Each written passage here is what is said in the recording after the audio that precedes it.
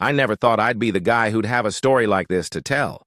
You read about it online, you hear about it from friends of friends, but you never imagine it'll be your own reality. And yet, here I am, about to recount the moment my entire world shattered. It was a Tuesday, one of those normal, forgettable days. I had left work early for once. My boss had a last-minute meeting canceled, and I thought I'd surprise my wife by coming home. We hadn't been connecting like we used to, and I figured maybe we could grab dinner together, just the two of us. I wanted to reignite something that felt like it had been fading for months. But when I turned onto our street, I saw it. An unfamiliar car parked in front of the house. A sleek black sedan. Nothing flashy, but expensive enough to catch my attention. My first thought was that maybe it belonged to a delivery guy or one of our neighbors. But deep down, there was this gnawing feeling in my gut telling me something wasn't right. I parked quietly and entered the house through the side door. It was too silent. No TV, no music, just the muffled sound of footsteps coming from upstairs. I hesitated at the base of the staircase. My heart was racing, my mind trying to rationalize what I might find. Maybe she had a friend over. Maybe it was a work meeting. I clung to those possibilities like a drowning man to driftwood. But then I heard it. Soft, intimate whispers, followed by a sound that made my stomach churn. Her moan. The kind of sound I hadn't heard from her in years. I felt like the floor had disappeared beneath me. My vision blurred, and every muscle in my body tensed with a rage I didn't know I was capable of.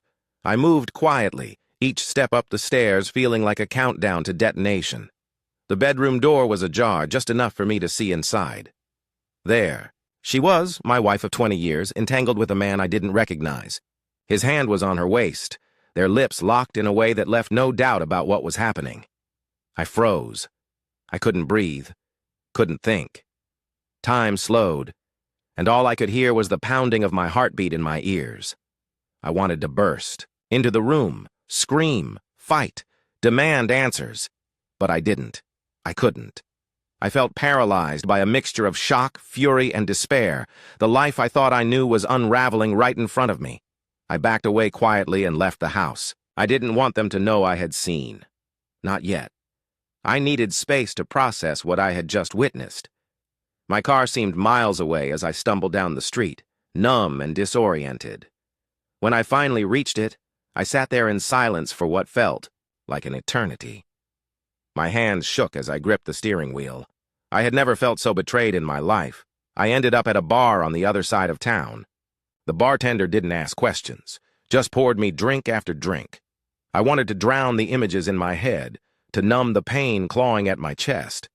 But no amount of alcohol could erase the sight of my wife with another man. I kept replaying it in my mind, asking myself over and over, how long has this been going on? What did I do wrong? Was I not enough for her? After a few hours, a friend of mine, Mark, walked in. He spotted me slumped over the bar and immediately knew something was off. "Man, you look like hell," he said, sliding onto the stool next to me. "What's going on?" I couldn't bring myself to tell him. Not yet.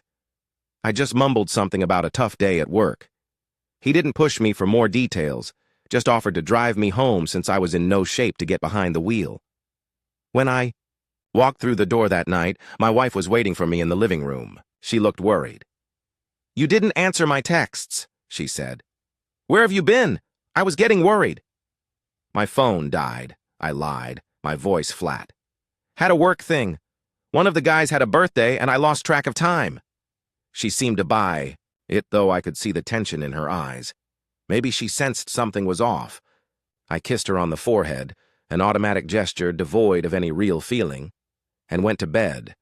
I couldn't stand to look at her for too long, not after what I'd seen. For the next few days, I tried to act normal. I went to work, made small talk with colleagues, came home, and had dinner with my wife and kids. But inside, I was crumbling. Every time she smiled at me or touched my arm, I wondered how many other lies she was living. I analyzed every text she received, every time she said she was going out with friends or had to stay late at work. Was it all a cover for her affair? The worst part was that I didn't know how to confront her.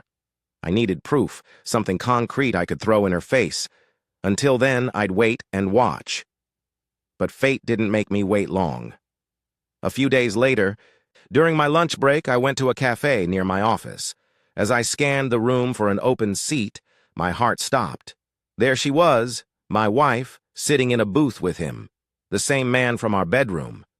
They were laughing, their faces close as if sharing some private joke. Rage coursed through me like wildfire. I wanted to march over there and expose them both, but I held back. I couldn't afford a public scene, not with my co-workers nearby. Instead, I clenched my jaw and walked out, my hands trembling with barely contained fury. That night, I didn't speak to her much. I couldn't trust myself to stay calm. The bottle of whiskey in my cabinet became my closest companion, dulling. The edges of my anger just enough to keep me from exploding. But I knew one thing for sure. This wasn't over. Not by a long shot. The following days were torture. I had this internal war raging inside me. One side wanted to believe that what I saw was just a temporary lapse, a mistake that we could fix. But the other side, the side that was slowly taking over, knew the truth. I wasn't just some guy who'd caught his wife in a moment of weakness. I was living with a woman who was actively betraying me. And I had been blind to it for months, maybe even longer. The distance between us grew thicker, like an invisible wall separating two people who used to be best friends. At night, she would slide into bed next to me, but her touch no longer felt warm. It felt foreign, cold, like it belonged to someone else. My mind spiraled with thoughts of where her hands had been and how easily she could lie to me after 20 years of marriage.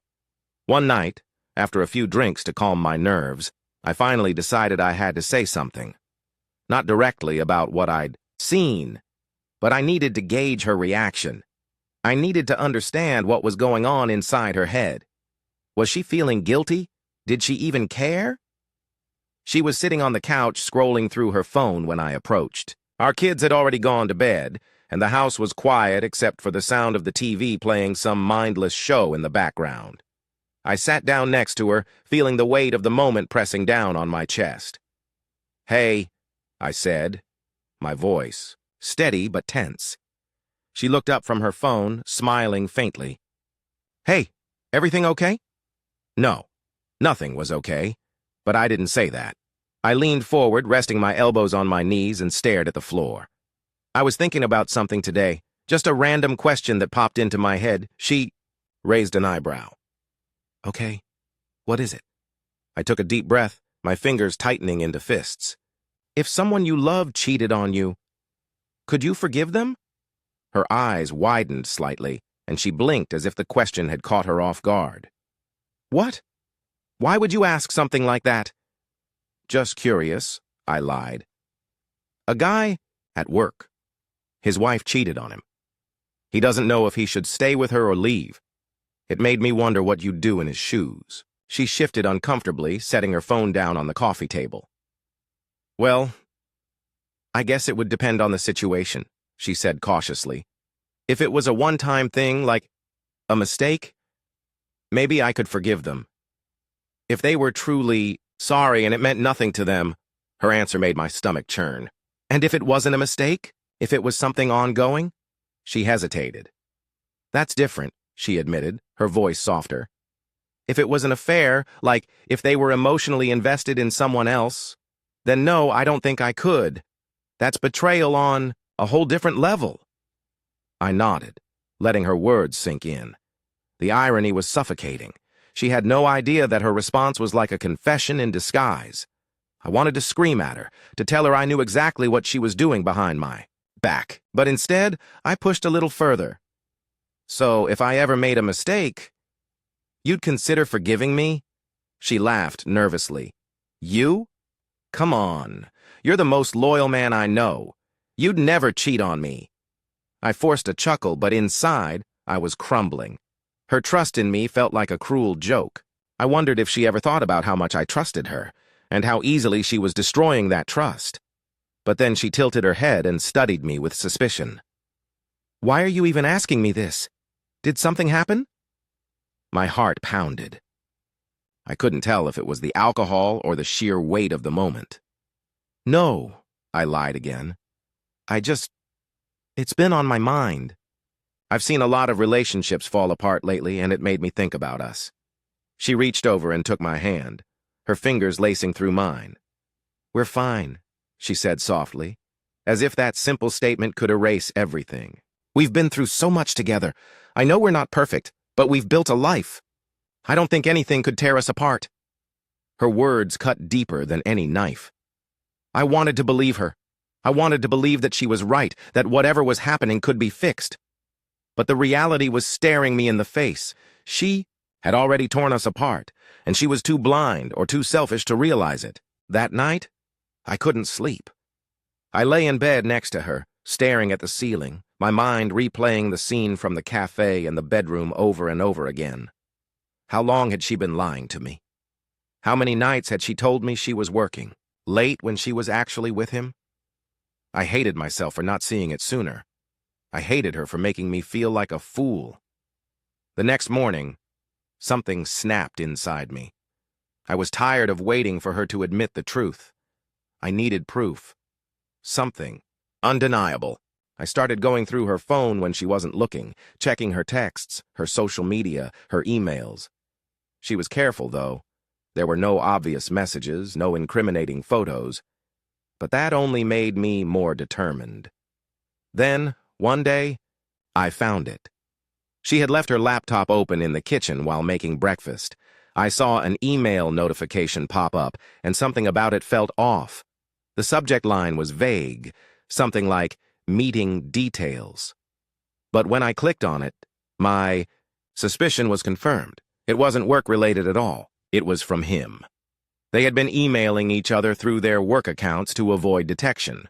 The messages were subtle, but there was no mistaking the tone. They talked about meeting up after work, about how much they missed each other when they were apart. One message in particular made my blood boil. Last night was incredible. I can't stop thinking about you. I closed the laptop and walked out of the house without saying a word. I couldn't even look at her. My hands were shaking as I got into my car and drove aimlessly around town. Every part of me wanted to confront her, to throw her betrayal in, her face. But something stopped me. I wasn't ready yet. I needed to plan my next move carefully. That night, when I got home, she was waiting for me at the dinner table. "You've been so distant lately," she said, her voice laced with concern. "Is everything okay?" I stared at her, my mind racing with everything I had uncovered. She had no idea how close she was to losing everything. "Yeah," I said, quietly. "Just work stress." She bought the lie again, but this time, it didn't make me feel any better. I knew that this charade couldn't go on much longer. The truth was coming, whether she was ready for it or not. And when it did, I wasn't sure if I'd be able to hold back the storm that had been building inside me for weeks.